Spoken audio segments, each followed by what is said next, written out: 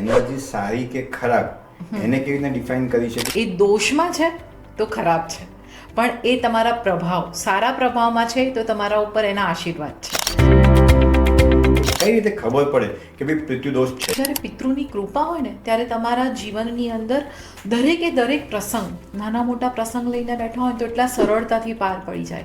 દોષ છે કેવી રીતે ખબર પડે? જ્યારે બી તમારા ઘરમાં પ્રસંગ હોય ને એટલે ખૂબ મોટો ઝઘડો અને કંકાસ થઈ જાય. એનર્જી હિલિંગનો જે તમે એક સેશન હોય અને એનો કોઈક સરપ્રાઇઝિંગ તમને રિઝલ્ટ મળ્યા હોય? કોવિડનો એક સમય હતો જ્યારે બધાના અનિશ્ચિત મૃત્યુ થઈ ગયા, તો આકાશિકમાં મારી સાથે એવા ઘણા બધા ઇન્સિડન્ટ બન્યા. જે તે વ્યક્તિ અમારી પાસે કાર્મિક આકાશિક કરવા આવ્યા અને એમના ફાધર અમારી સાથે કનેક્ટ થઈ ગયા અને કનેક્ટ થઈને એમને એક એક સાઇન આપી કે હું આ જગ્યાએ આવી રીતે મારું મૃત્યુ થયું હતું અને હું અહીંયા છું અને મારે મારા સંતાનને આ મેસેજ આપવો છે. ઘણા પિતા કે માતા હતા એ એટલે સુધી કહી ગયા છે કે મેં એમના માટે કોઈક આવી ગિફ્ટ આ જગ્યાએ મૂકી છે, તમે એમને કહો કે આ ગિફ્ટ લઈ લે.